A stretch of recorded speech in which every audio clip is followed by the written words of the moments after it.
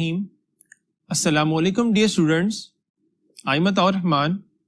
I am teaching you biology in step anti-test session. Today we will study lecture number 11 and the topic is cell division. So for the content of today's topic, let's move towards the board.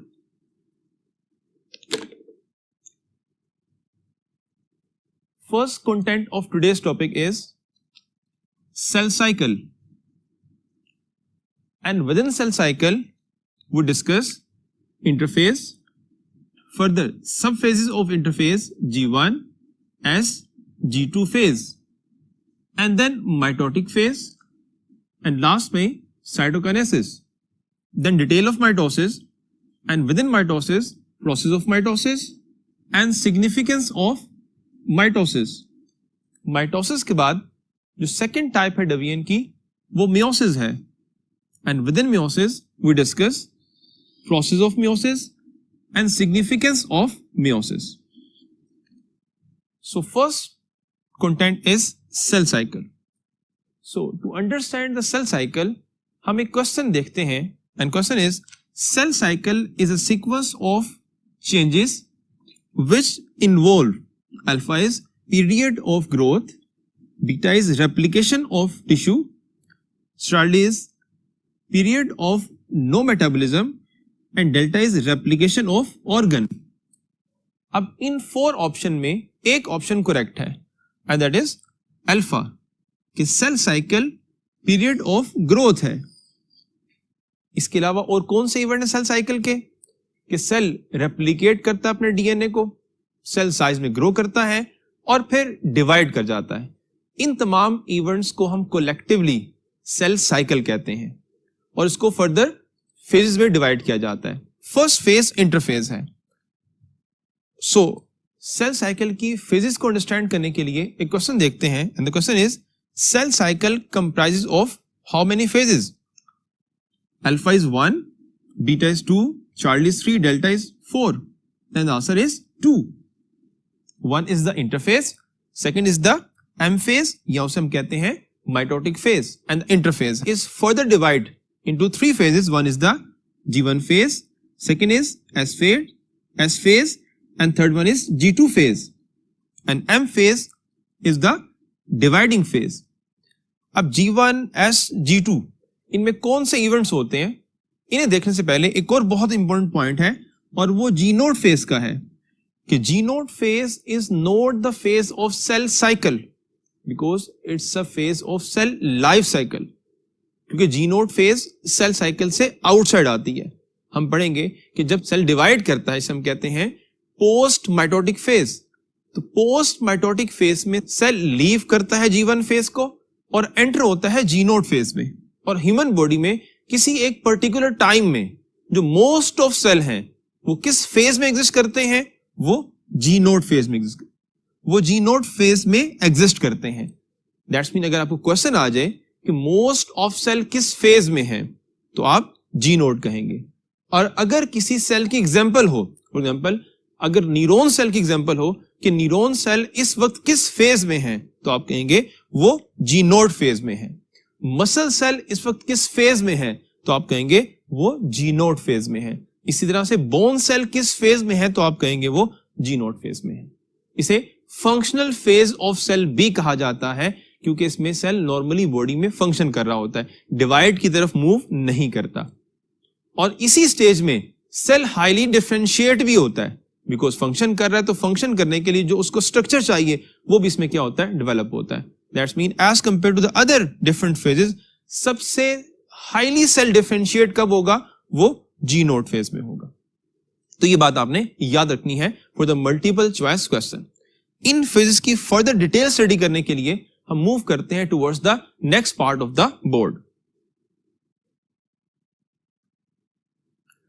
Further discussion से पहले एक question है, the period of cell cycle between blank consecutive division alpha 1, beta 2, Charlie 3 and delta 4. That's mean यहां पे link है definition of interface, यानी ये interface की डेफिनेशन पूछी गई है कि इंटरफेस क्या है. So interphase is a gap between two consecutive division. That means जब एक सेल बनता है और ये इंडिकेट हो रहा है कि ये सेल बना एक डिवीजन में और फिर उस गैप में गुजरेगा जिसके बाद दोबारा डिवाइड कर जाएगा, तो इस डिवीजन और नेक्स्ट डिवीजन, इन कंसेक्टिव डिवीजन के दरमियान जो गैप है उस गैप को हम इंटरफेस कहते हैं और ये सेल साइकिल की फर्स्ट फेज है। इंटरफेस को मिसलीडिंगली रेस्टिंग फेज भी कहा जाता है कि इसमें सेल रेस्ट है, दैट्स मीन रेस्टिंग नेम से ये इंडिकेट हो रहा है कि कोई काम नहीं होगा, जबकि ऐसा कहना गलत है क्योंकि इस दौरान बहुत ज्यादा मेटाबॉलिक एक्टिविटीज हो रही होती हैं। हम ये नहीं कह सकते कि interface is a resting phase. अब इंटरफेस के जो डिफरेंट इवेंट्स हैं उन्हें अंडरस्टैंड करने के लिए हर एक को सेपरेटली हम यहां पे डिस्कस करते हैं। First of all alpha G1 phase, इसके क्या पॉइंट्स होंगे? First one is it's a period of extensive metabolism. That's mean इसमें बहुत ज्यादा क्या होती है? मेटाबॉलिज्म होती है, बहुत ज्यादा केमिकल रिएक्शंस होते हैं। क्यों होते हैं? क्योंकि इसमें सेल डिफरेंट एंजाइम बनाता है और उन एंजाइम की वजह से और डिफरेंट कंटेंट की वजह से सेल साइज में ग्रो भी करेगा। एंड देन नेक्स्ट क्या इवेंट है? फर्स्ट वन इज हमने कहा period of extensive metabolism, second is grow in size, third one is specific enzymes are synthesised and the next one is nucleotide synthesise, यानी DNA को synthesise करने के लिए जो उनका बिल्डिंग ब्लॉक है, जो उनका सब यूनिट है, वो G1 फेज में क्या होगा? प्रोड्यूस होगा। एंड देन इसका टाइम ड्यूरेशन है 9 आवर्स का होता है इन द ह्यूमन बीइंग, और इसको एक और नेम भी हम प्रपोज करते हैं और वो पोस्ट माइटोटिक है। दैट्स मीन एक डिवीजन जब होगी उसके बाद जो सेल बनेगा तो सबसे पहले किस फेज में एंटर होगा? वो G1 फेज में एंटर होगा। दैट्स मीन ये भी क्वेश्चन बन सकता है कि आफ्टर द डिवीजन, माइटोसिस के बाद सेल किस फेज में एंटर होता है? तो रिमेंबर दैट कि वो G1 में होता है, इसीलिए इसको पोस्ट माइटोटिक फेज भी कहा जाता है। अब यहां पे गौर करें, अगर आप, हमने हर पॉइंट को कन्वर्ट किया एक ऐसे पॉइंट में जिससे एमसीक्यू जनरेट हो सकता है। एंट्री टेस्ट में यही आपने पॉइंट याद रखना है कि जब भी आप बुक को पढ़ेंगे तो आप उस टॉपिक को, उस लाइन को देखेंगे with the I of multiple choice question, कि उस पॉइंट से कौन सा क्वेश्चन जनरेट हो सकता है। इसी एस्पेक्ट से नेक्स्ट सेकंड अगर हम देखें, जो बी यहां पे गिवन है, एस फेज है, S stand for synthesis. That's mean ये सिंथेसिस फेज कहलाती है। क्यों कहलाती है? बिकॉज इसमें क्या होता है? रेप्लिकेशन प्रोसेस होता है। डीएनए से डीएनए मॉलिक्यूल बनेगा और इसमें अमाउंट ऑफ डीएनए डबल हो जाएगी। लेकिन इसके साथ साथ आपकी बुक में ये लिखा हुआ है कि इसमें क्या होता है? क्रोमोसोम नंबर डबल हो जाते हैं। लेकिन एक बात आप याद रखें, आपको पता है कंसेप्चुअल ये पॉइंट है कि इंटरफेस में एज सच क्रोमोसोम एग्जिस्ट नहीं करते। इंटरफेस में तो क्रोमेटिन मटेरियल होता है, क्रोमेटिन मटेरियल डबल होगा, बट बुक में वर्डिंग लिखी है तो आप उसको याद करेंगे और अगर क्वेश्चन आ गया तो आपने बुक के अकॉर्डिंगली ही आंसर करना है। सो ये लॉन्गेस्ट फेज है और टाइम ड्यूरेशन कितना है? 10 आवर्स का है in the human being. Specially ये जो टाइम ड्यूरेशन हम बता रहे हैं यहां पर, ये ह्यूमन बीइंग के रेफरेंस से है। सो एस फेज सबसे लॉन्गेस्ट है और उसमें क्या होता है? डीएनए रेप्लिकेट करता है। ये उसके इवेंट्स आपने याद रखने हैं। देन G2 फेज, इसे हम प्री माइटोटिक फेज भी कहते हैं। यानी G2 phase basically mitotic phase से पहले होती है। इसमें क्या होगा? Energy storage for chromosome movements. क्योंकि नेक्स्ट जो फेज है mitotic phase, prophase, metaphase, anaphase, उस फेज में क्रोमोसोम की मूवमेंट होती है।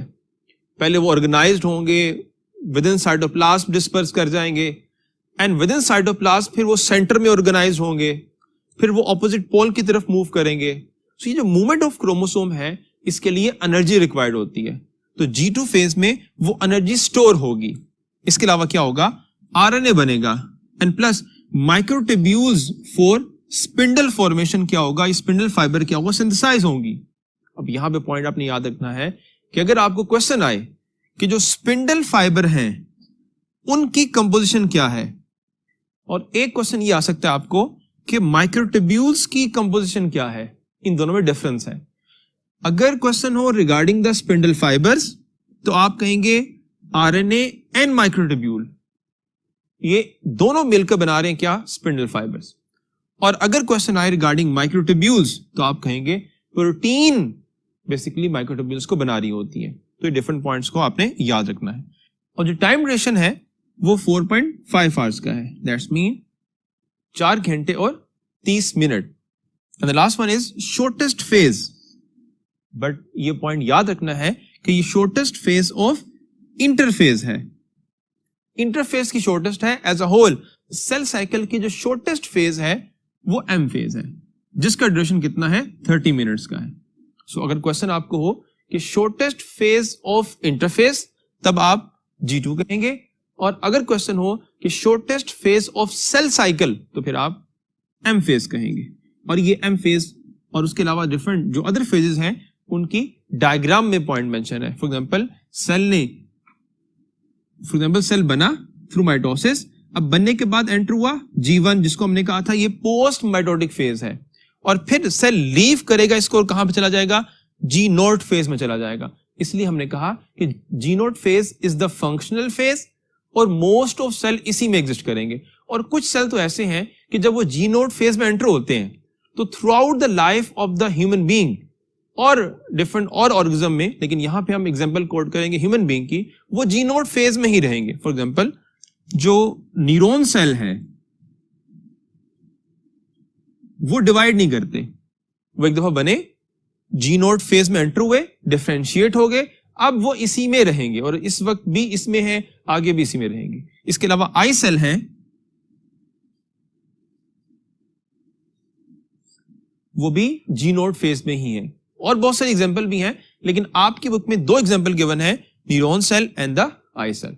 उसके बाद अगर बाकी जो सेल्स को देखें हम, फॉर एग्जांपल एपिथेलियल लाइनिंग के सेल्स हैं या कुछ और डिफरेंट बॉडी के सेल्स हैं, वो G0 फेज में है, लेकिन जब उनको सिग्नल दिया जाएगा, जब उनको केमिकली स्टिमुलेट किया जाएगा, तो वो G0 फेज को लीव करेंगे, एंटर होंगे G1 में, और फिर G1 में ये सारे इवेंट्स करेंगे and then enter within S phase.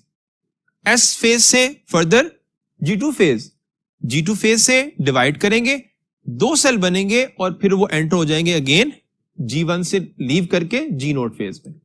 Normally हमारी बॉडी में होता है।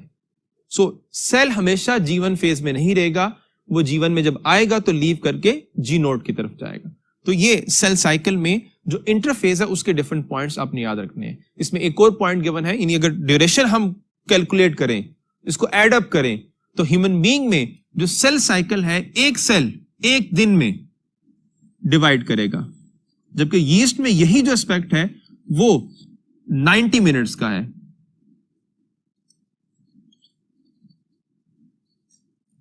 वन डे वो ह्यूमन सेल के रिगार्डिंग था, यीस्ट में 90 मिनट्स में ये सारे इवेंट्स जो है वो हो जाते हैं। तो इन तमाम पॉइंट्स को आपने याद रखना है, सो दैट क्वेश्चन आए तो आप उनको अटेम्प्ट कर सकें। इंटरफेस के बाद जो नेक्स्ट डिफरेंट फेजेस हैं सेल साइकिल की, उन्हें स्टडी करने के लिए हम मूव करते हैं towards the next part of the board.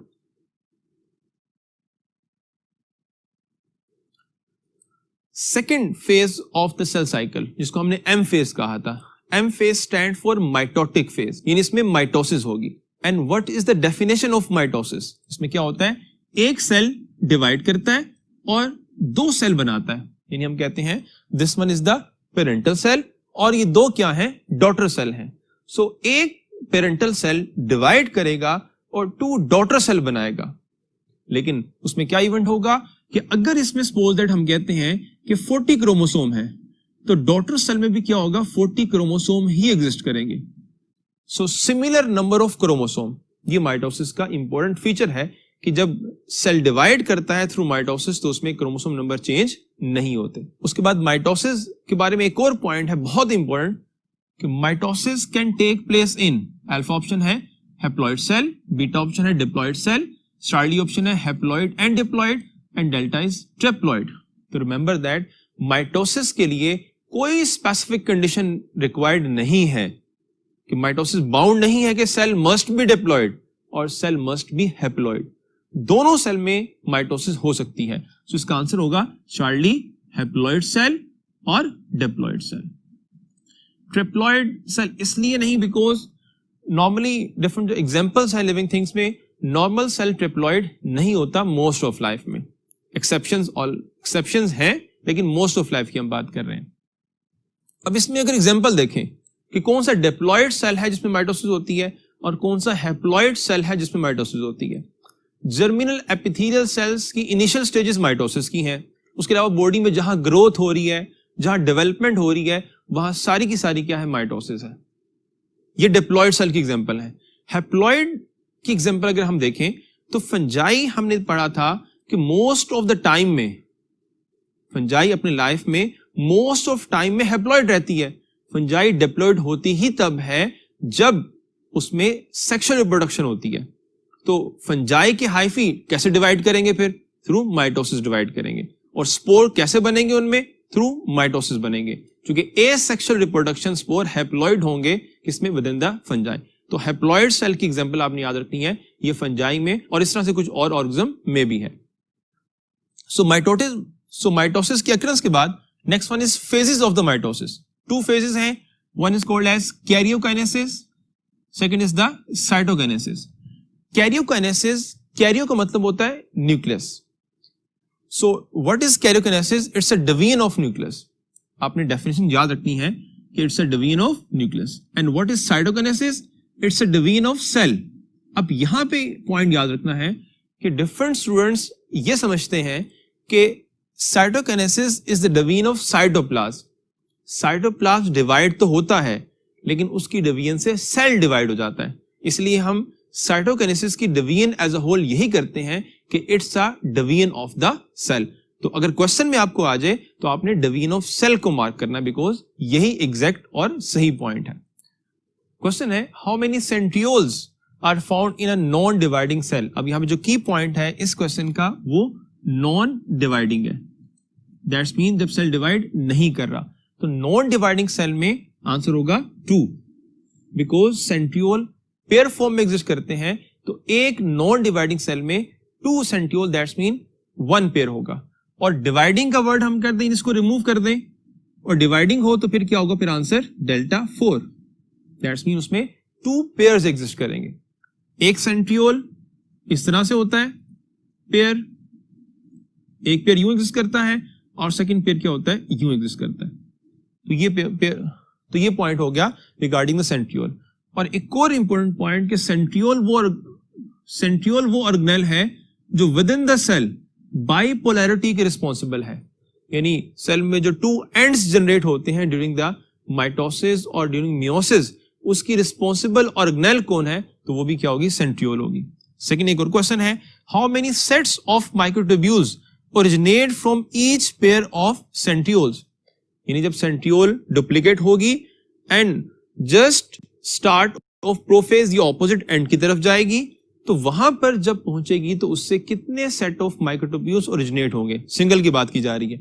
तो आंसर इसमें आएगा अल्फा 3। एक सिंगल सेंट्रियोल पेयर से 3 सेट क्या होते हैं, ओरिजिनेट होते हैं, ऑर्गेनाइज होते हैं।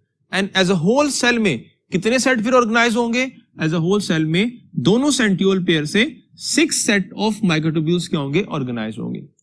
3 वन साइड पे और 3 दूसरे एंड के ऊपर।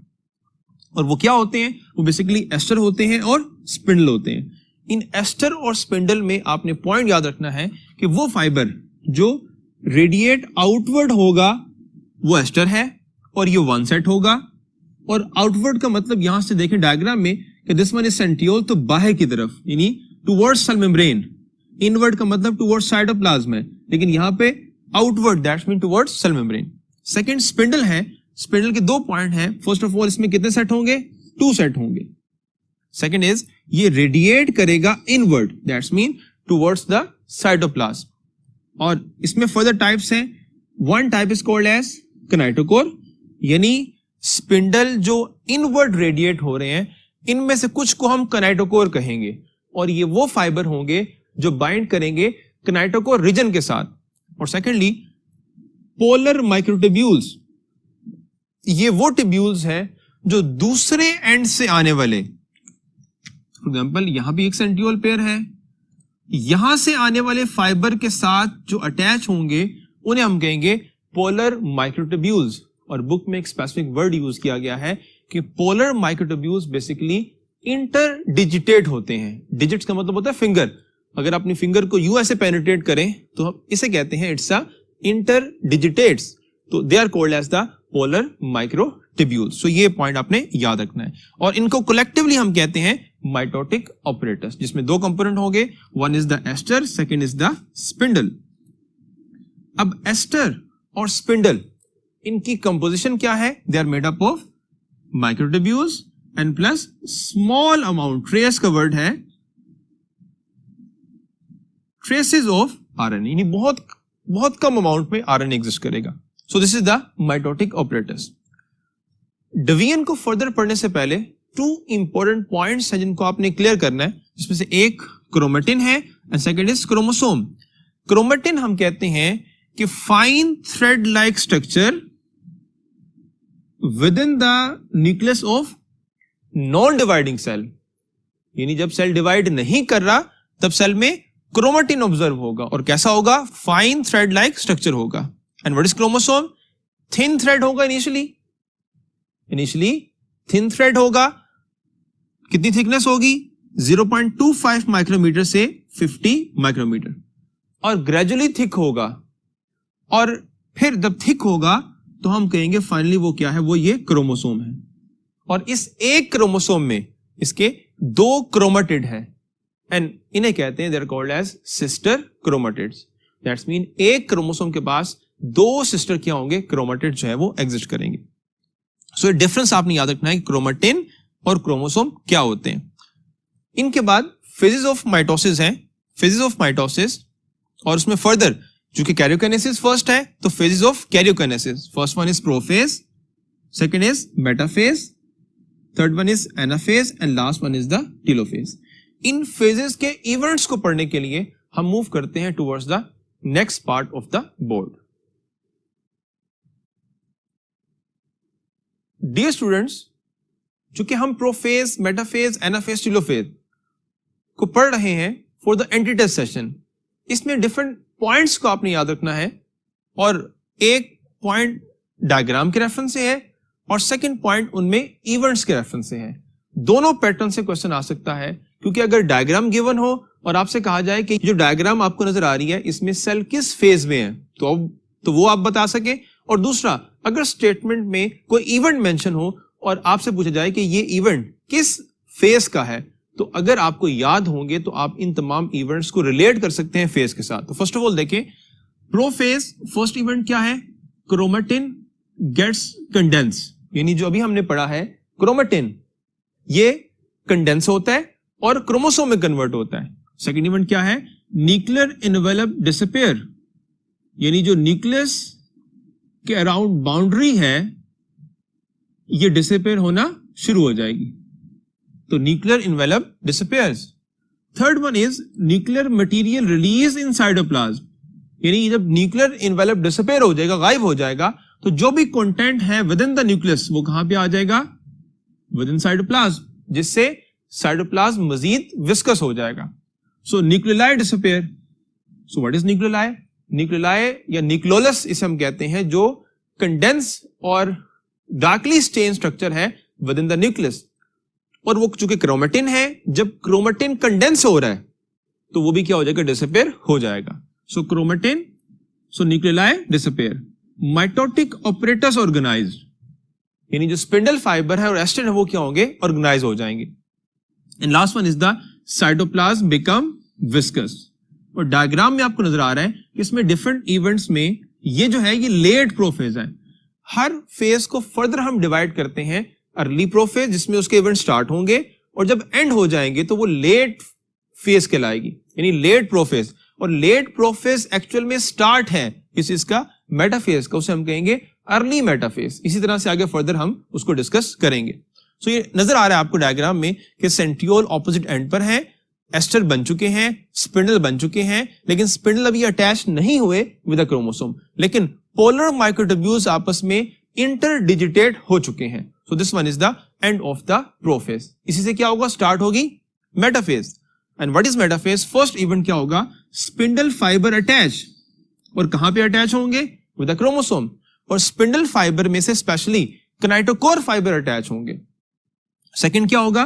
अलाइनमेंट ऑफ क्रोमोसोम्स, यानी जब स्पिंडल फाइबर अटैच होंगे विद द क्रोमोसोम तो वो क्रोमोसोम्स को मूव करवाएंगे और वो सेंटर में उनको लाइन अप कर देंगे. सो अलाइनमेंट ऑफ क्रोमोसोम, एंड इसी को कहेंगे वो क्या है, वो मेटाफेज प्लेट है. यानी ये सेंटर में क्या होगा, क्रोमोसोम ऑर्गेनाइज होंगे. अब अगर ये ह्यूमन सेल हो तो इसमें कितने क्रोमोसोम ऑर्गेनाइज होंगे, तो आंसर है 46. एक सिंगल क्रोमोसोम के साथ, this is the one chromosome, इस सिंगल क्रोमोसोम के साथ एक एंड से, यानी इस एंड से कितने किनेटोकोर फाइबर अटैच हो रहे हैं, तो आंसर होगा 1. और अगर बात करें दूसरे एंड से कितने हो रहे हैं, तो भी आंसर क्या है, 1. अब अगर हम टोटल कैलकुलेट करें तो एक क्रोमोसोम के साथ 2 किनेटोकोर फाइबर अटैच हैं. दैट्स मीन अगर ह्यूमन सेल की बात हो तो मेटाफेज में एज अ होल कितने किनेटोकोर फाइबर अटैच होंगे विद द 46 क्रोमोसोम, तो आंसर होगा 92. बिकॉज एक के साथ 2 एंड विद 46 92 हो जाएंगे. और यहीं पे अगर हम बात करें नंबर ऑफ क्रोमेटिड की, तो क्रोमोसोम 46 है, हर एक क्रोमोसोम के पास 2 सिस्टर क्रोमेटिड्स हैं. तो एज अ होल कितने क्रोमेटिड इसमें एग्जिस्ट करेंगे, तो उसका आंसर होगा अगेन से 92. यानी इस वक्त सेल में 92 क्रोमेटिड है एंड 46 क्रोमोसोम है. देन जब ये बाइंडिंग हो जाएगी, सो this is the end of the metaphase. और जो एंड ऑफ मेटाफेज है वो बेसिकली स्टार्ट ऑफ क्या है, एनाफेज है. और एनाफेज के इवेंट्स क्या है कि मोस्ट क्रिटिकल फेज है, सबसे इंपॉर्टेंट फेज है माइटोसिस की. इस रेफरेंस से, बिकॉज इसमें क्या होता है, जो डिवीजन है वो सेंट्रोमियर की होती है और क्रोमोसोम ऑपोजिट एंड की तरफ मूव करते हैं. So second is the kinetochore fibre contract. और ये क्यों होता है, ताकि फोर्स अप्लाई की जाए कहां पर, किनेटोकोर रीजन के ऊपर, और उस फोर्स से क्या हो सके, क्रोमोसोम को डिवाइड किया जा सके. And last one is the polar microtubule elongate. यानी अगर यूं पोलर माइक्रोट्यूब्यूल्स है और साथ फाइबर भी अटैच है, तो पोलर माइक्रोट्यूब्यूल इलोंगेट होंगे यूं, और जो किनेटोकोर फाइबर है वो कॉन्ट्रैक्ट करेंगे. इन दोनों में से जो बेसिक फोर्स होगी वो किनेटोकोर फाइबर के कॉन्ट्रैक्ट होने की होगी. पोलर माइक्रोट्यूब्यूल इनडायरेक्ट फोर्स लगा रहे हैं, क्योंकि जब वो अवे मूव करेंगे तो यहां से स्पिंडल भी अटैच है, तो इन पोल्स के अवे मूव करने से फाइबर्स के ऊपर भी अफेक्ट होगा. लेकिन जो बेसिक फोर्स है वो किनेटोकोर फाइबर के कॉन्ट्रैक्ट होने की है, जिससे क्या होगा कि जो सेंट्रोमियर है ये ब्रेक होगा और क्रोमोसोम क्या हो जाएंगे, दूसरे से अलग हो जाएंगे. हम यूं भी कहते हैं कि क्रोमेटिड अलग हो जाएंगे और वो ऑपोजिट एंड की तरफ मूव करना शुरू कर देंगे. So polar microtubules elongate and kinetochore fiber contract and chromatid move towards the opposite pole. जैसे ही chromatid opposite end की तरफ पहुंचेंगे, this is the end of anaphase. और जो end of anaphase है, that is basically start of the telophase. और telophase के बारे में बहुत important point है, it is just opposite to the prophase. यानी जो इवेंट हमने प्रोफेज के पढ़े थे, ये उसके बिल्कुल ऑपोजिट है. इसमें क्या होगा, माइटोटिक ऑपरेटस डिसऑर्गेनाइज हो जाएगा. इसके अलावा न्यूक्लियर इन्वेलप दोबारा से ऑर्गेनाइज हो जाएगा, क्रोमोसोम डीकंडेंस हो जाएंगे और एक सेल में क्या होगा, 2 न्यूक्लियस बन जाएंगे. इसलिए हम कहते हैं कि this is just opposite to the prophase. So जैसे ही टेलोफेज के इवेंट एंड होंगे और एक सेल में 2 न्यूक्लियस बन जाएंगे, इससे क्या होगा, साइटोकाइनेसिस स्टार्ट हो जाएगी. And cytokinesis is the division of cell. So to discuss cytokinesis हम मूव करते हैं towards the first part of the board.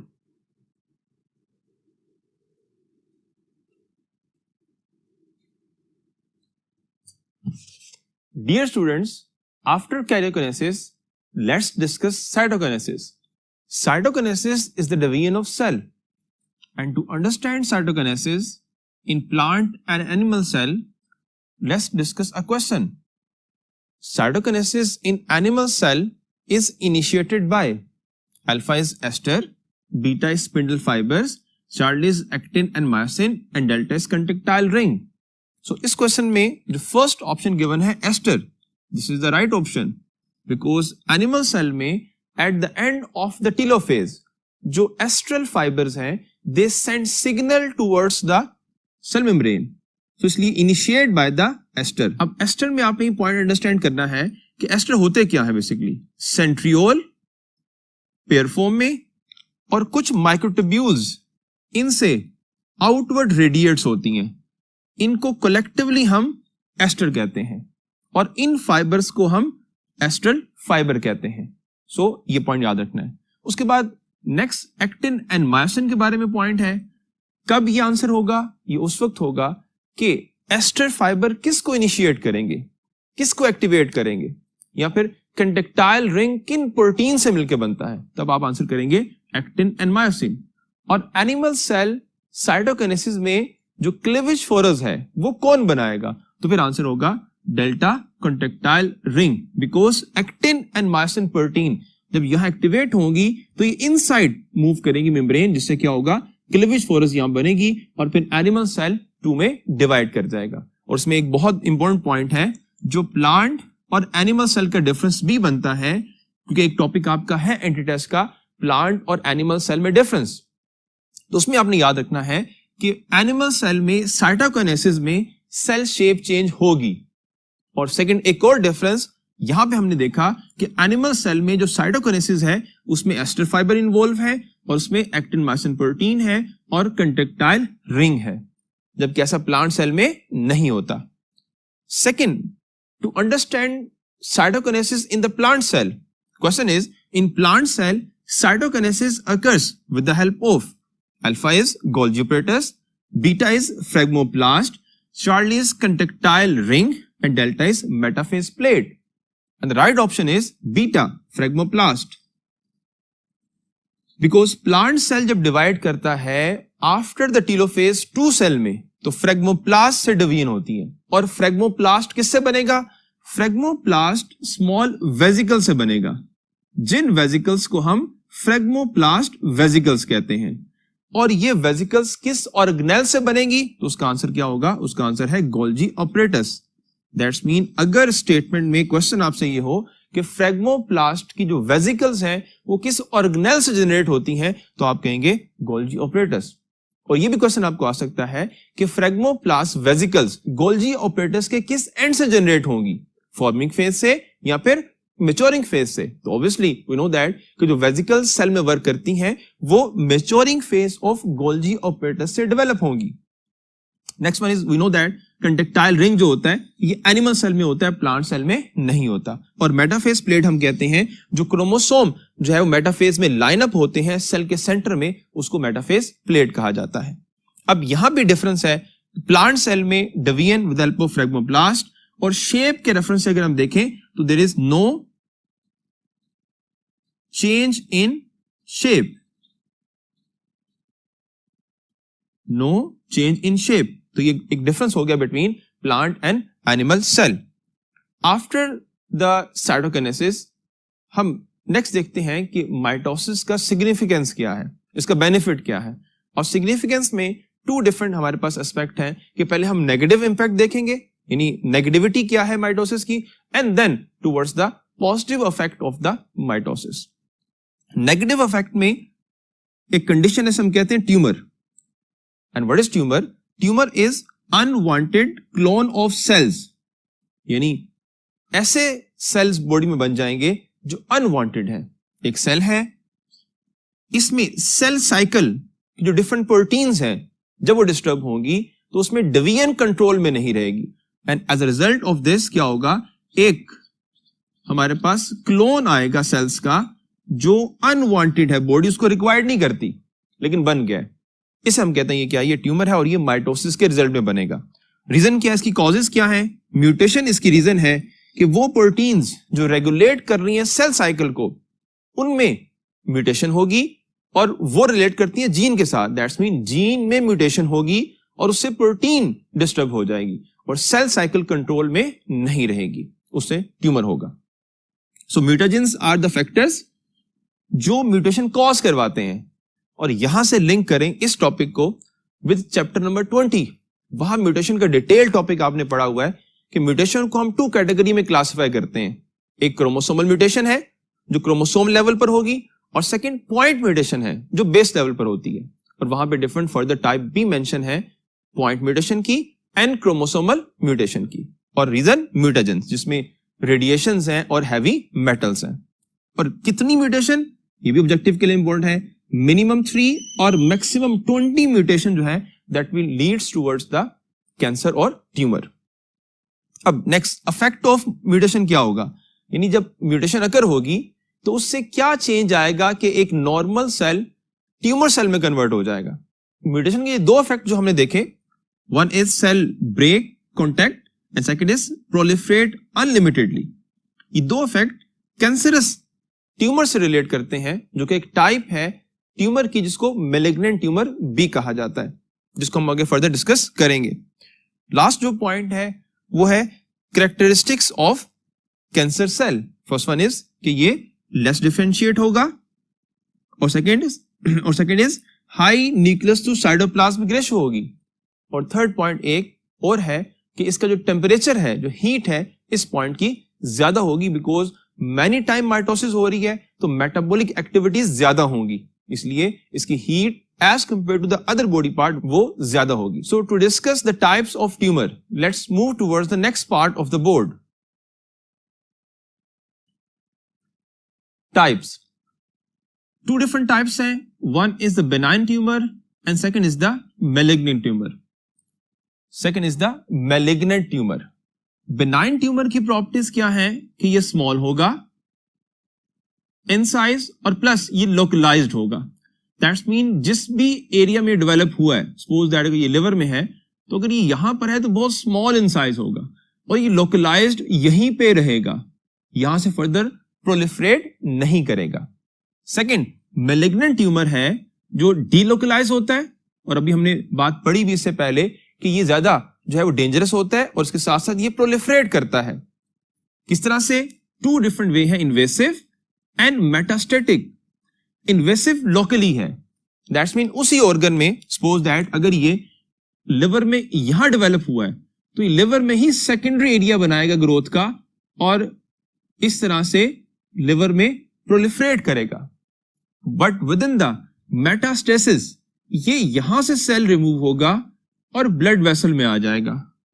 जो ब्लड सर्कुलेशन है उसमें आने के बाद ब्लड इसको डिफरेंट बॉडी पार्ट्स में लेके जाएंगे और किसी और बॉडी पार्ट में जाकर ये सेटल होगा और वहां पे डिवाइड करना शुरू करेगा और वहां पे भी ट्यूमर को जनरेट कर देगा। हम इसे कहते हैं ये मैलिग्नेंट ट्यूमर है। अब चूंकि पहले हमने कहा कि ये मैलिग्नेंट ट्यूमर लेस डिफरेंशिएट है और प्रोलिफरेट करेगा और हाई टेम्परेचर रखेगा, तो बिनाइन ट्यूमर की एग्जांपल आपकी बुक में दो गिवन है जिसमें ये पॉइंट है कि ये नॉर्मल सेल की तरह बिहेव करता है, जबकि जो मैलिग्नेंट ट्यूमर है वो नॉर्मल सेल की तरह बिहेव नहीं करता, इसलिए डेंजरस होता है as compare to benign tumour. एक चैप्टर 17 में एग्जांपल है विद इन पेंक्रियाज। पेंक्रियाज के बीटा सेल के ट्यूमर की बात की गई है और वहां पे स्टूडेंट्स ये समझते हैं कि जब ट्यूमर हो जाएगा तो सेल वर्क नहीं करेंगे, जबकि ऐसा नहीं है। वो बेनाइन ट्यूमर है, वो सेल वर्क करेंगे और सिक्रेशन इंक्रीज करेगी। और सेकेंड एग्जांपल गिवन है within the adrenal gland. वहां पे ये पॉइंट मेंशन है कि अगर ट्यूमर हो जाए with in the inner part of the adrenal gland तो वहां पे क्या होता है, एंड्रोजन की प्रोडक्शन हाई हो जाती है और अगर ये ट्यूमर फीमेल में हो तो that leads towards the development of secondary sexual characteristics of male with in female body. ऐसा क्यों होता है? Because of the high production of androgen, क्योंकि वहां पर बेनाइन ट्यूमर है। ये दो एग्जांपल आपकी बुक में गिवन है। After the negative effect, next is the positive significance of the mitosis. That's mean कि इसका सिर्फ नेगेटिव इफेक्ट नहीं, हमारे लिए बेनिफिशियल भी है। क्या बेनिफिट है? First of all genetic continuity. That's mean कि अगर किसी ऑर्गेनिज्म में सपोज दैट हम कहते हैं 26 क्रोमोसोम है और इन 26 क्रोमोसोम में जो जीन्स हैं उनका पैटर्न जो है, उनका जो सीक्वेंस है वो इसकी जनरेशन में सिमिलर होगा, उसमें कोई वेरिएशन क्रिएट नहीं होगी, यानी सिमिलर कैरेक्टरिस्टिक क्या होंगे, पास होंगे। सेकंड है रीजनरेशन। दैट्स मीन अगर एनिमल्स और प्लांट्स या बाकी डिफरेंट जो ऑर्गेनिजम्स हैं, अगर उनका कोई बॉडी पार्ट डैमेज होता है या टूट जाता है इवन इन सम केस, तो वो एनिमल्स या वो प्लांट दोबारा से उसको डेवलप करवा लेते हैं। फॉर एग्जांपल ये पॉइंट भी आपने चैप्टर नंबर 19 में पढ़ा, कंप्लीट एक टॉपिक है रीजनरेशन का, और उसमें डिफरेंट एग्जांपल्स हैं एनिमल्स में कि एनिमल्स में कितनी और किस हद तक एबिलिटी है रीजनरेशन की। उसमें एग्जांपल थी स्टार फिश की, लॉबस्टर की, ह्यूमन बीइंग की और डिफरेंट एनिमल्स की। सो आपने वो रिलेट करना है इसको। Next one is the tissue culture and cloning, और ये पॉइंट भी सेकेंड ईयर के चैप्टर में गिवन है बायोटेक्नोलॉजी में, कि हम प्लांट के टिश्यूज को या एनिमल के टिश्यूज को आइसोलेट करते हैं और कल्चर करवाने के बाद उससे आइडेंटिकल प्लांट्स बनाते हैं, जो कि हमारे लिए बहुत फायदेमंद है। सो हमने ये एस्पेक्ट किसका यूज किया? माइटोसिस का यूज किया, और आज हमें इसका बहुत बेनिफिट होता है। देन है एसेक्सुअल रिप्रोडक्शन, ये जो हमने बात की स्टार्ट में कि सेम जीन ट्रांसफर हो रही है, ये स्पेशली उन ऑर्गेनिजम्स में है जिनमें एसेक्सुअल रिप्रोडक्शन होती है।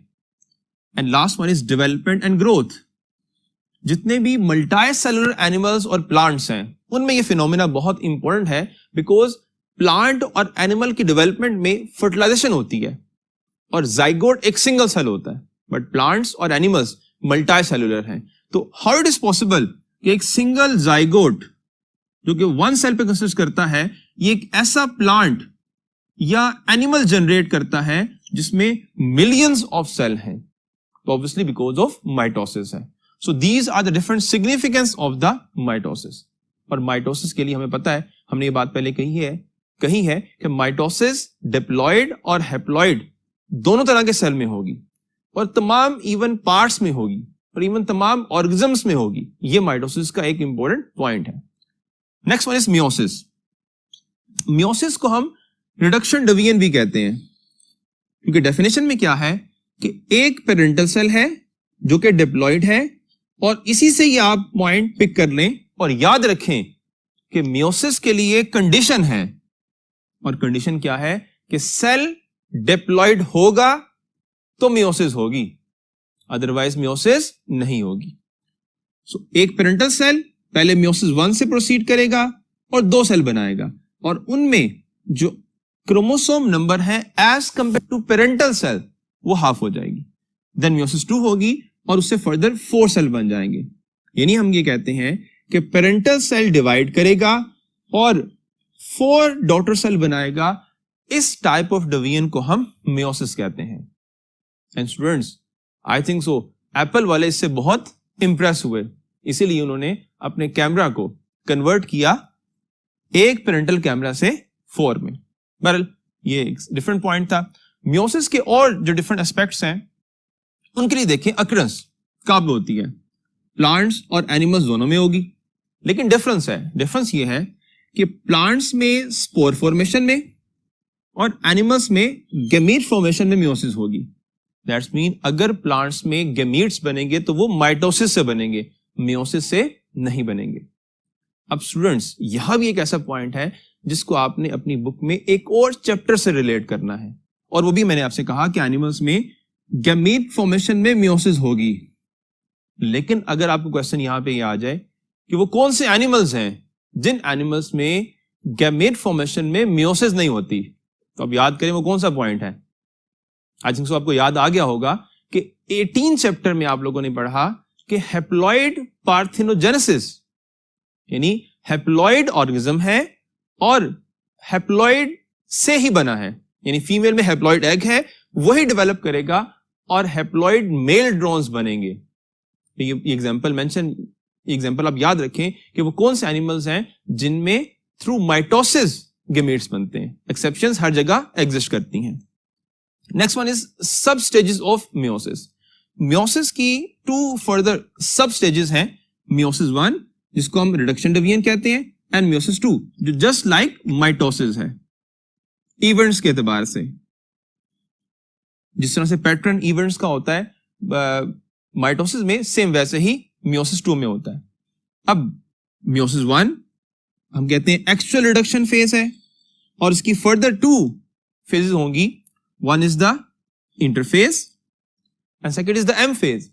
अब जो इंटरफेज है मियोसिस की या मियोसिस 1 आप कहें उनकी, तो उसमें एक पॉइंट याद रखें, क्योंकि हमें पता है कि इंटरफेस के 3 फर्दर इवेंट्स हैं, G1, S एंड G2।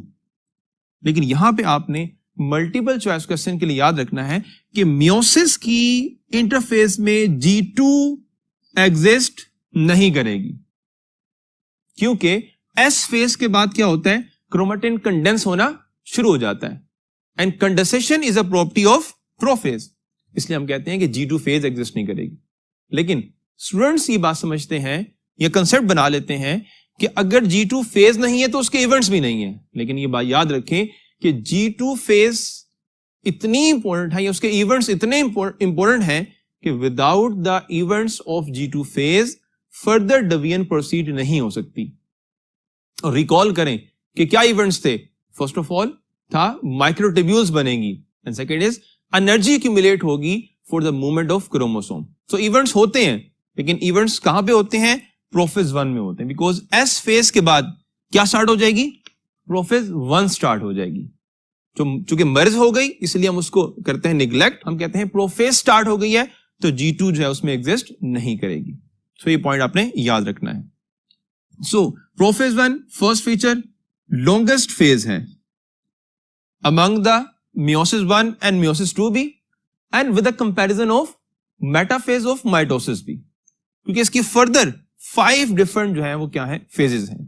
कौन कौन सी फेज है, first one is the leptotene, second is zygotene and then pachytene, fourth one diplotene and fifth one is the डायकिनेसिस।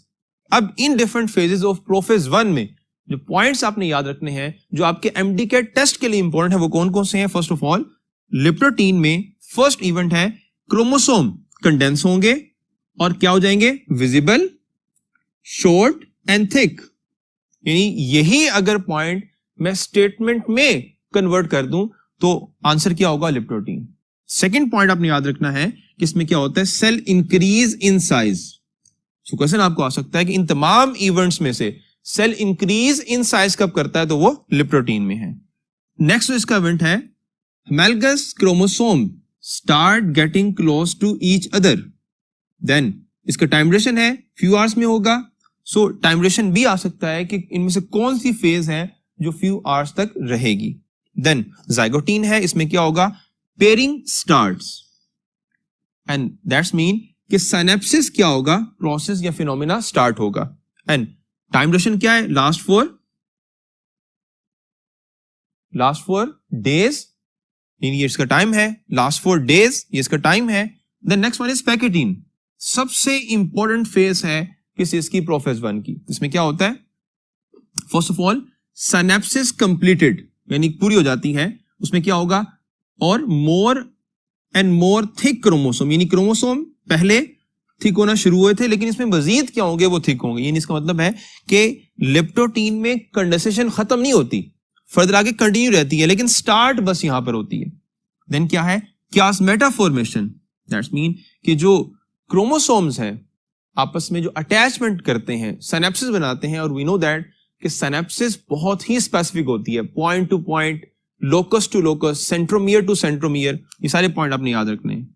And then crossing over, जो non sister chromatids हैं, for example अगर ये एक chromosome है and this one is it's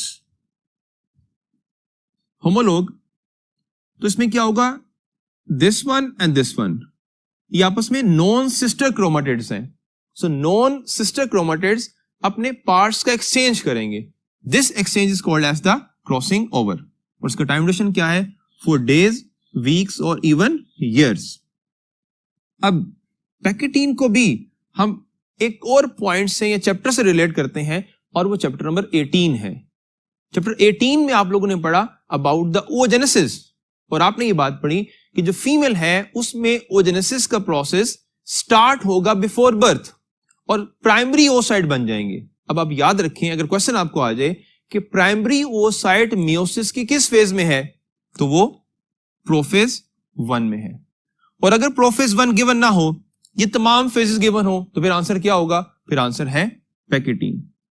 यानी that's mean female में after birth prophase 1 किस phase में है, पैकेटीन में।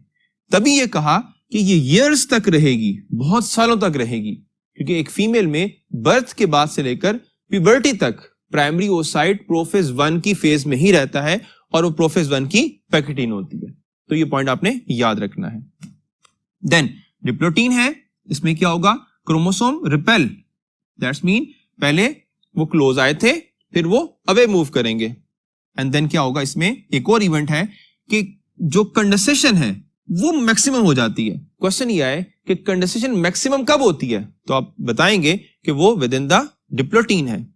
डायकिनेसिस में क्या होगा कि जो न्यूक्लियोलाई है वो डिसअपीयर हो जाएगा, दैट्स मीन डायकिनेसिस में भी फर्दर कंडेंसेशन होगी। और इसमें क्या होगा कि जो हेमैलगस क्रोमोसोम है, अब ये वर्ड आप याद रखें, नॉर्मली हम होमोलोगस का वर्ड यूज करते हैं, बट एक्चुअल ये जो टर्म है वो हेमैलगस है। इसलिए अगर मैं हेमैलगस बोल रहा हूं तो आपने ये नहीं कहना कि सर कोई नई जुबान बोल रहे हैं या चाइनीज बोल रहे हैं, ऐसा हरगिज नहीं है।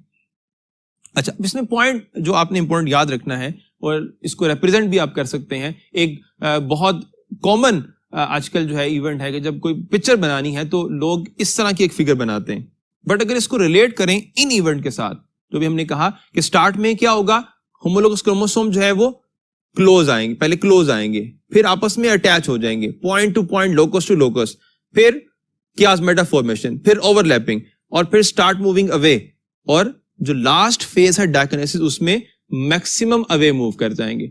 बट कुछ पॉइंट्स पर या टिप पे, एंड पे क्या होंगे, वो भी अटैच होंगे, बिल्कुल ही सेपरेट नहीं हो जाएंगे। और ये बात भी याद रखें कि इसमें एक और टाइप का क्वेश्चन आ सकता है और वो डायग्राम बेस है, क्योंकि लिप्टोटीन की डायग्राम आपको नजर आ रही होगी, ऊपर मेंशन है एग्जैक्ट बुक वाली, वो आपने याद रखनी है, बिकॉज क्वेश्चन में अगर वो डायग्राम आ जाए और क्वेश्चन आपको ये हो कि ये डायग्राम किस इवेंट को इंडिकेट कर रही है। देन जाइगोटीन की भी डायग्राम इंडिकेट है, वो भी आपने याद रखनी है। देन पैकेटीन की diagram, then diplotene, and last one is the diakinesis. So इनकी डिफरेंट जो डायग्राम है वो भी, और इन पॉइंट्स को भी आपने याद रखना है, सो दैट अगर आपको क्वेश्चन आ जाए तो आप इजीली इनको सोल्व कर सकें। सो प्रोफेज 1 ऑफ मियोसिस के बाद, जो कि सबसे इंपॉर्टेंट और प्रोलॉन्ग फेज थी, हम फर्दर डिटेल हम स्टडी करते हैं remaining phases of the meiosis की। उसके लिए हम मूव करते हैं towards the next part of the board. So dear students, meiosis 1 के बाद next one is the metaphase 1। So what are the events of metaphase 1? First of all, nuclear membrane disappear, beta is spindle originate and delta is bivalent यहां बनेंगे। अब इन event से अगर आप comparison करें और पॉइंट्स को याद रखें मेटाफेज ऑफ माइटोसिस से, कि मेटाफेज ऑफ माइटोसिस में दो इवेंट्स हुए थे, स्पिंडल फाइबर बाइंड हुए थे विद द क्रोमोसोम और सेल के सेंटर में क्रोमोसोम ओरिजिनेट हुए थे। लेकिन यहां पे क्या इवेंट्स हैं, यहां पे न्यूक्लियर मेम्ब्रेन डिसअपीयर हो रही है, दैट्स मीन जो माइटोसिस का प्रोफेज का इवेंट है वो मियोसिस में मेटाफेज में हो रहा है। ये दोनों इवेंट यानी nuclear membrane disappear and spindle originate, क्योंकि जो माइटोसिस है उसकी प्रोफेज में इवेंट होते हैं, लेकिन एक इसका अपना इवेंट है और वो क्या है कि क्रोमोसोम सेंटर में क्या हो जाएंगे, लाइन अप हो जाएंगे। सो ये मेटाफेज है। कंपैरिजन में एक और पॉइंट क्लियर होगा कि मेटाफेज ऑफ माइटोसिस में एक सिंगल क्रोमोसोम सेंटर पे लाइन अप हुआ था और हमने ये बात कही थी, इसके साथ एक एंड से एक किनेटोकोर फाइबर आएगा और दूसरे एंड से सेकंड, यानी मेटाफेज ऑफ माइटोसिस में एक क्रोमोसोम के साथ दो किनेटोकोर फाइबर अटैच होंगे। But with in metaphase 1 of meiosis, इसमें चूंकि हेमैलगस क्रोमोसोम है तो इसमें एक क्रोमोसोम के साथ एक एंड से ही और एक ही फाइबर अटैच होगा, दो फाइबर अटैच नहीं होंगे। अगर कंपैरिजन करें नंबर ऑफ क्रोमोसोम का, तो मेटाफेज ऑफ माइटोसिस में कितने क्रोमोसोम थे, 46, एंड हाउ मेनी क्रोमेटिड, 92। सो इस रेफरेंस से सिमिलरिटी है कि यहां भी 46 क्रोमोसोम्स ही हैं और 92 क्रोमेटिड ही एग्जिस्ट करते हैं, लेकिन डिफरेंस कि यहां पे सिंगल क्रोमोसोम और यहां पे पेयर है, और इस पेयर को हम बाइवेलेंट कहते हैं। बाइवेलेंट में क्या होगा, 4 क्रोमेटिड एग्जिस्ट करेंगे, इसमें क्या है, 2 क्रोमेटिड है। तो ये कंपैरिजन याद रखना है between metaphase 1 and metaphase of the mitosis. Metaphase 1 के बाद एनाफेज, जिसके दो इवेंट्स हैं, kinetochore fibres contract and polar fibre elongate. So ये दो इवेंट्स वही हैं जो एनाफेज ऑफ माइटोसिस में होते हैं। दैट्स मीन इस रेफरेंस से डिफरेंस नहीं है, यानी क्रोमोसोम को सेपरेट करने के लिए जो फोर्स अप्लाई होती है उस बेस पे डिफरेंस नहीं है। लेकिन डिफरेंस क्या है कि एनाफेज 1 में जो फोर्स अप्लाई होगी तो उससे जो एक पेयर के मेंबर्स हैं वो सेपरेट होंगे, नहीं ये मेंबर इस तरफ मूव करेगा और ये दूसरे एंड पे मूव करेगा, जबकि एनाफेज ऑफ माइटोसिस में ऐसा नहीं हुआ था। उसमें एक क्रोमोसोम का जो सेंट्रोमियर रीजन है, जो एक सेंट्रोमियर बना हुआ था वो सेपरेट हुए थे, यानी क्रोमेटिड सेपरेट हुए थे, जबकि यहां पर क्या होगा, क्रोमोसोम सेपरेट होंगे। सो इस रेफरेंस से यहां पर रिडक्शन हो रही है, जबकि यहां पर रिडक्शन यानी एनाफेज में रिडक्शन नहीं हुई थी, लेकिन एनाफेज 1 में क्या होगा, रिडक्शन होगी एक एंड के रेफरेंस से। सेल में तो उतना ही है, लेकिन जो एक एंड है उस पर 23 और दूसरे एंड पे क्या होगा, 23 क्रोमोसोम होंगे, जबकि एनाफेज ऑफ माइटोसिस में दोनों एंड पर 46 एंड 46 क्रोमोसोम ही थे, उनमें रिडक्शन नहीं हुई थी। तो ये डायग्राम इंडिकेट कर रही है कि ये पोलोमाइक्रोट्यूब्यूल्स हैं और ये क्रोमोसोम अपने एंड पर पहुंच चुके हैं, और जैसे ही एंड पर पहुंचेंगे तो क्या होगा, it's the end of the anaphase 1 या लेट एनाफेज जिसे हम कहते हैं। And late anaphase is the start of the telophase. क्या इवेंट्स हैं, हमने पहले भी बात की है कि telophase is just opposite to prophase, लेकिन यहां पर टीलोफेज किसी हद तक ऑपोजिट होगी मेटाफेज के, क्योंकि विदिन मियोसिस 1 जो न्यूक्लियर इनवेलप डिसअपीयर हुआ था वो मेटाफेज में हुआ था, वो मेटाफेज में हुआ था, जबकि माइटोसिस में न्यूक्लियर इनवेलप डिसअपीयर प्रोफेज में हुआ था। So first event is nuclear membrane reorganise, second is nucleus reappear, that's mean वही रिलेट करता है कि जब मेम्ब्रेन बनेगी तो न्यूक्लियस अपेयर हो जाएगा। And third one is the chromosome decondense, यानी जो क्रोमोसोम थे वो क्रोमेटिन में कन्वर्ट हो जाएंगे, और एक सेल में क्या होगा, 2 न्यूक्लियस होंगे। It's a karyokinesis of meiosis 1। इसके बाद साइटोकाइनेसिस सेम ऐसे ही कि क्लीवेज फरो, और फिर ये मिड तक फ्यूज करेगी और एक सेल 2 में डिवाइड कर देगा। इसके बाद इसमें स्टार्ट होगी मियोसिस 2, लेकिन इन सेल से मियोसिस 2 तक एक शॉर्ट इंटरफेज है,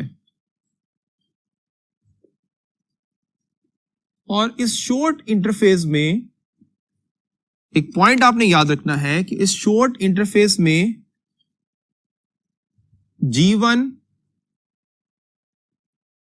G1 phase, S and G2।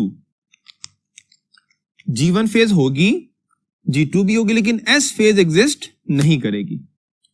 Interphase of meiosis 1 में G2 फेज लैग कर रही थी, और यहां पर क्या होगा, S फेज एग्जिस्ट नहीं करेगी। बाकी इवेंट्स जो है वो बिल्कुल सिमिलर हैं, लेकिन एक पॉइंट बहुत इंपॉर्टेंट है, आप याद रखें कि इस एक सेल में हर एक क्रोमोसोम के साथ उसकी कॉपी अटैच है, यानी अगर इस एक सेल में 23 क्रोमोसोम है तो हर एक के साथ उसकी कॉपी अटैच है। बिकॉज स्टूडेंट्स कंफ्यूज होते हैं कि अगर इसमें 23 हैं तो आगे कैसे 23 मेंटेन रहेंगे, तो उसकी रीजन ये है कि इसमें 23 क्रोमोसोम हैं, लेकिन इसमें एक पॉइंट है कि हर क्रोमोसोम के साथ कॉपी भी मौजूद है, इसलिए आगे 23 इक्वली क्या हो गए, ट्रांसफर हो जाएंगे। सो इस रेफरेंस से जो मियोसिस 2 है वो जस्ट लाइक अ माइटोसिस है।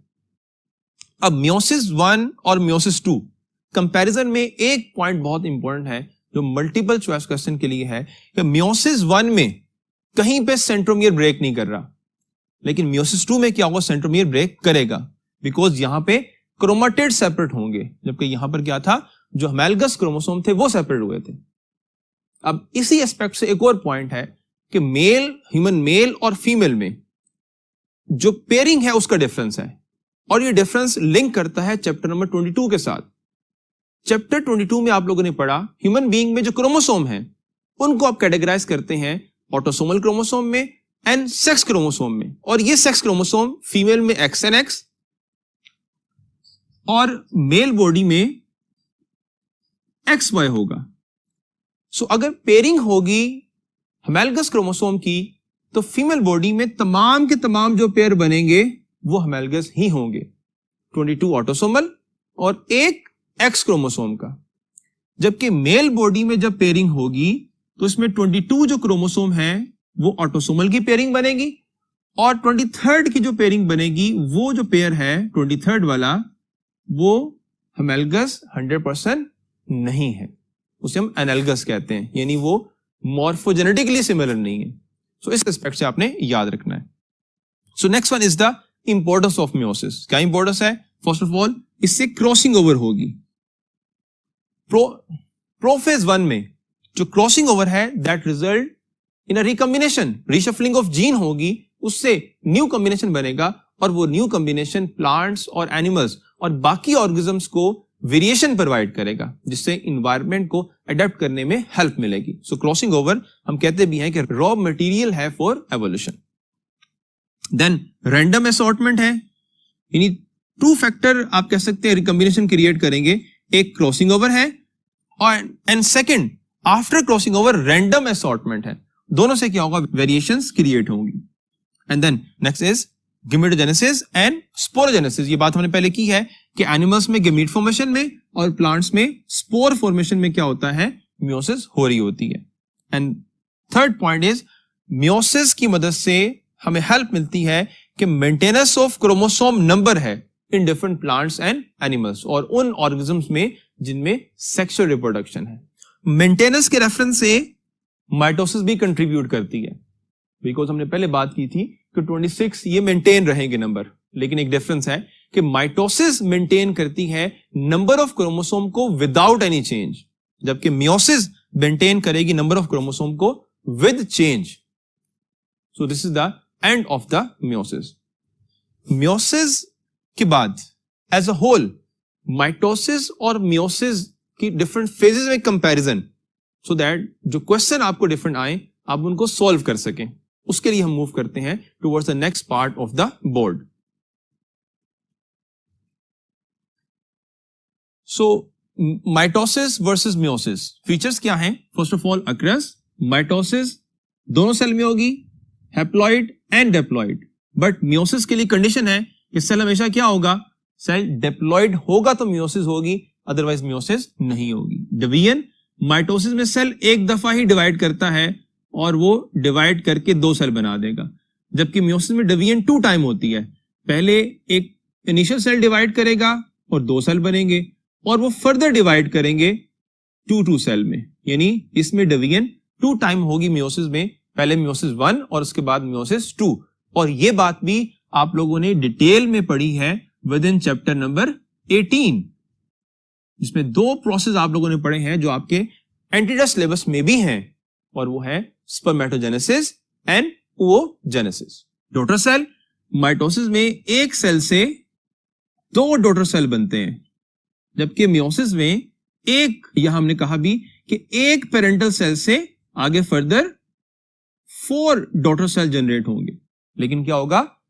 कंपैरेटिवली जो नंबर ऑफ क्रोमोसोम है वो हाफ हो जाएंगे। पेरेंट सेल, यहां दैट्स मीन किन सेल्स में होती है? तो सोमैटिक सेल में होती है माइटोसिस, जबकि जो मियोसिस है वो होती है रिप्रोडक्टिव सेल में। लेकिन यह बात भी आप लोगों ने चैप्टर 18 में पढ़ी है कि वो सेल जो गैमीट बना रहे होते हैं इनिशियली उनमें भी माइटोसिस ही होती है। Just like germinal epithelial cell divide and give rise to spermatogonia, यह माइटोसिस है। Same as within the oogenesis कि जो जर्मिनल एपिथेलियल सेल है वो डिवाइड करेगा and give rise to the oogonia, वो भी माइटोसिस से ही है। oogonia undergo mitosis and give rise to primary oocyte, तो वहां भी इनिशियली माइटोसिस ही है। वेरिएशन, माइटोसिस में कोई वेरिएशन नहीं आती, जबकि मियोसिस में रीशफलिंग ऑफ जीन है, इसलिए यहां पर क्या होगा? डिफरेंट जेनेटिक वेरिएशन आएंगी जो कि ऑर्गेनिज्म को बेटर एंड बेटर कर सकती हैं, और हो सकता है कि म्यूटेशन बेटर ना भी हो, बिकॉज म्यूटेशन के चांसेस या वेरिएशन की पॉसिबिलिटीज दोनों ही हैं। एंड देन फेजेस में कंपैरिजन है, prophase 1 and prophase of mitosis. Prophase 1 prolong phase है, जबकि prophase of mitosis short phase है।